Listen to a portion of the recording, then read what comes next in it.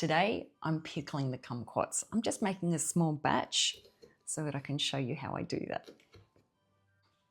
I'm always looking for new ways to preserve what I grow, so I have interesting, diverse things on the shelf for my family to eat. I only have this medium-sized kumquat tree and I've been harvesting off it for weeks already, but it doesn't look like I've made an impact. It's amazing what one tree can produce. I make kumquat jam, kumquat jelly, I soak kumquats in port, and I also soak them in brandy, and that makes a kumquat liqueur. And then the kumquats themselves can be dipped in chocolate, and that's a delicious snack or treat or gift. And I never like any of the kumquats to go to waste. As with any fruits or vegetables that I'm growing, you want to make the use of what you're growing. And there's only so much jam you can eat. Of course, the kumquats also go into different marmalades that I make as well. And you can use them fresh. I'm slicing my kumquats into thirds, so depending on the size of your kumquats, maybe you might cut them in halves.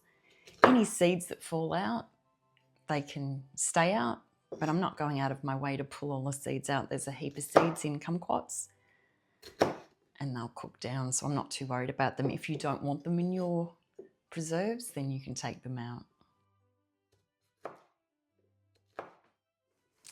Into my saucepan, I'm adding a pound of kumquats.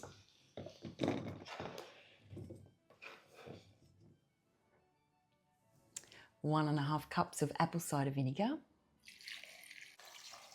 Half a cup of cane sugar. Half a teaspoon of pure salt with no anti-caking agents or anything nasty in it.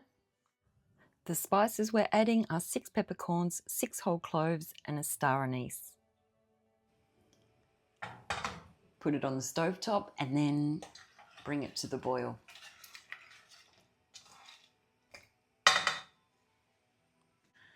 While it was coming up to the boil, I set the kitchen up for water bath canning. I've got my canner ready, my jars are sterilised and clean, and I've checked the rims. Once it's boiling, I turn it down to a simmer and I'll let that simmer for 5 minutes. So the fruit's still tender but soft and the sugar will be fully dissolved into the fruit. Give it a stir occasionally.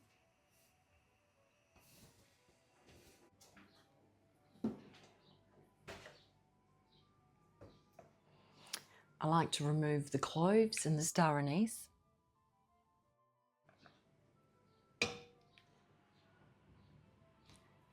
And any of the peppercorns I can find as well.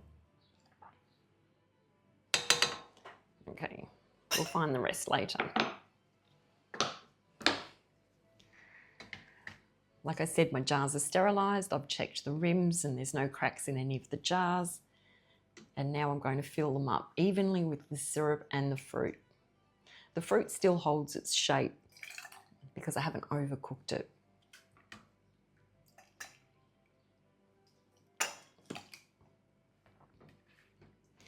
If any of those peppercorns or cloves get in the jar, I'm not too worried.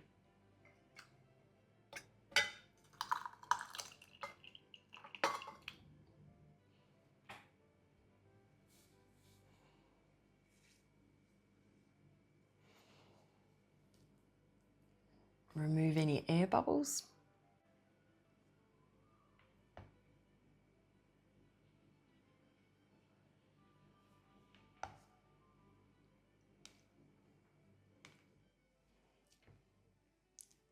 Measure 1/2 inch headspace.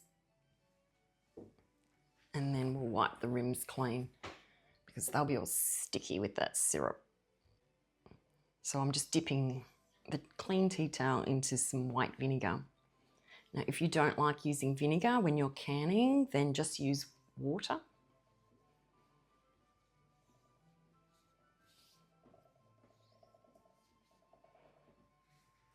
I also wipe it with the clean part of the tea towel that's dry as well, just to get the vinegar off. I find the vinegar cuts through the sugar, or if I'm canning meat, it cuts through the fat as well. And it's just easier to get the rims clean so I get all my jars to seal. Personal choice. I know it's not fashionable anymore. People are no longer using vinegar. But as you can see, I just wiped it clean. I have had in my comments people asking, why do I even bother to wipe the rims clean?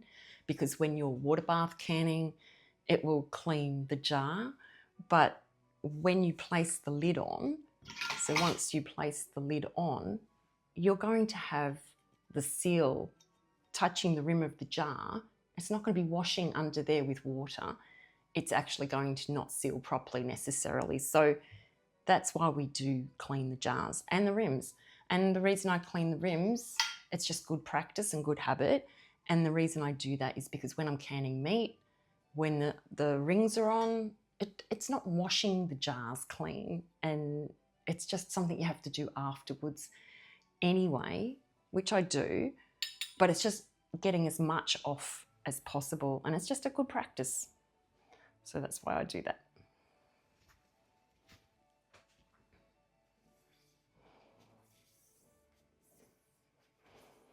I can hear my water bath cannon getting hot. It's nearly ready for us to place the jars in. If you make things with kumquats, let me know what your recipes are. I'd love to hear what sort of things you're making.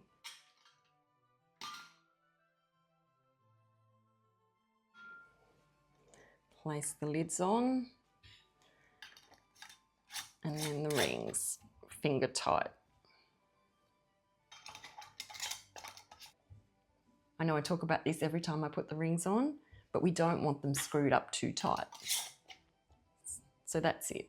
I'm not grabbing the jar and twisting, none of that. Just nice and finger tight. All right, now they're ready to place in the water bath canner. The water in the canner needs to cover the jars by 1 inch when they're all in there. And because I'm only canning 3 half-pint jars, I'm going to place some empty jars in there to fill the spaces so that they're not floating around in there.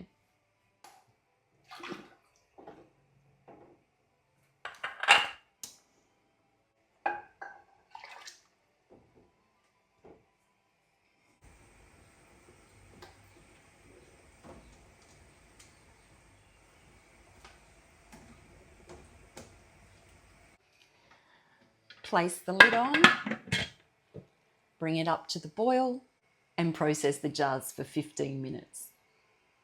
When the jars are finished processing for 15 minutes, turn the heat off, remove the lid, and let the jars sit in the canner for another 5 minutes. Then bring them over to a safe location where no kids or animals are going to touch them because they're hot. I always put them on a board so I can protect the table, and I have a tea towel so that there's no heat transfer and they don't get a shock and break because it's cold, which it's actually not cold today, but just a good practice to have. And using the pickled kumquats is up to you. I use it for glazing my chicken. I can put the fruit in the chicken or over the chicken as well while it's cooking, and it's beautiful. The syrup can also be used to add to drinks like sparkling lemonade to give it a bit of flavour, or even champagne to make it a little bit more fancy. It can also be used in salad dressings as well. And if you don't like the seeds in it, you can blend them up all together so that then it's a thicker syrup too. So there's just a few ideas of what I do with my pickled kumquats. Let me know if you make it, what you do with yours. And if you have any other recipes for kumquats, I'd love to hear in the comments below. Thanks for watching. I'll see you in the next video.